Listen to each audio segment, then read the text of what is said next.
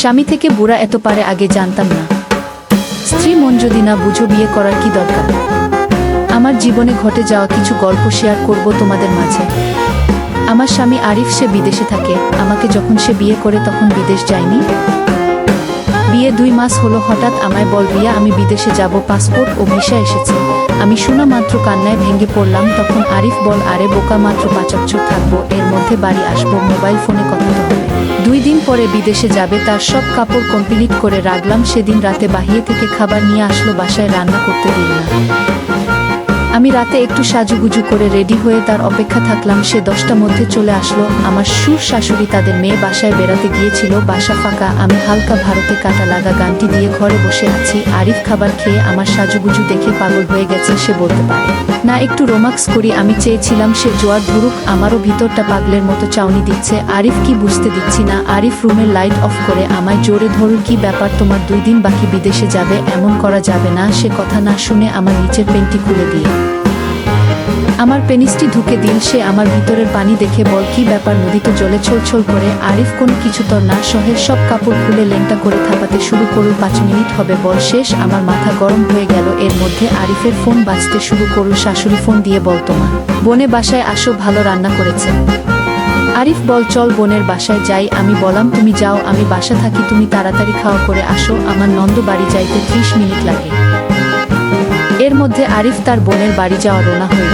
কিছু পর বাড়ির পার্শ্বে কাকা শ্বশুর, বয়স 40 মতো হবে, বাসায় বেল বাজাচ্ছে। দরজা খুলে বললাম কি হয়েছে কাকা শ্বশুর মশাই। সে বল আরিফ কোথায় গেল, আর তোমার শ্বশুর শাশুড়ি কোথায়। আমি বললাম তার মেয়ে বাসা গিয়েছে, আরিফকে ফোনে খাওয়ার জন্য যেতে বল, রাতে চলে আসবে।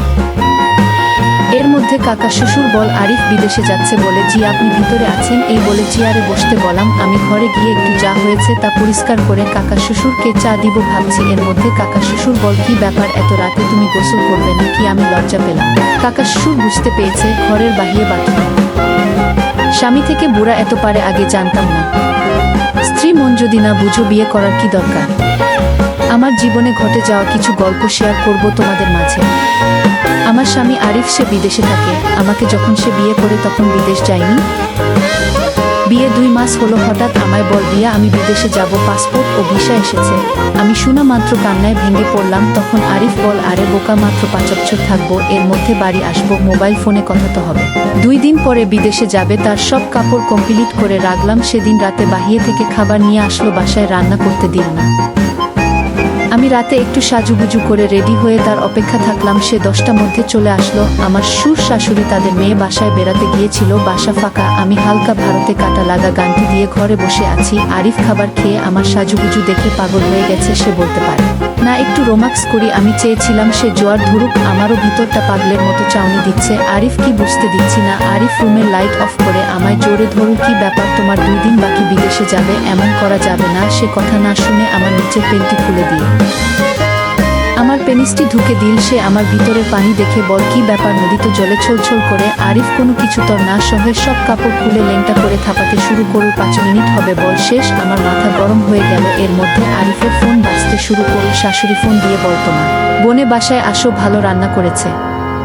আরিফ বল চল বোনের বাসায় যাই। আমি বললাম তুমি যাও, আমি বাসা থাকি, তুমি তাড়াতাড়ি খাওয়া করে আসো, আমার নন্দ বাড়ি যাইতে 30 মিনিট লাগে।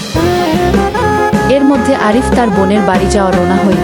কিছু পর বাড়ির পার্শ্বে কাকা শ্বশুর, বয়স 40 মতো হবে, বাসায় বেল বাজাচ্ছে। দরজা খুলে বললাম কি হয়েছে কাকা শ্বশুর মশাই। সে বল আরিফ কোথায় গেল, আর তোমার শ্বশুর শাশুড়ি কোথায়। আমি বললাম তার মেয়ে বাসা গিয়েছে, আরিফকে ফোনে খাওয়ার জন্য যেতে বল, রাতে চলে আসবে।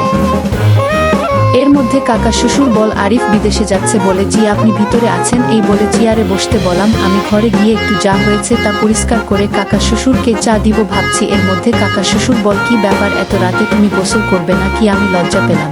কাকা শ্বশুর বুঝতে পেরেছে ঘরের বাহিরে বাথরুম।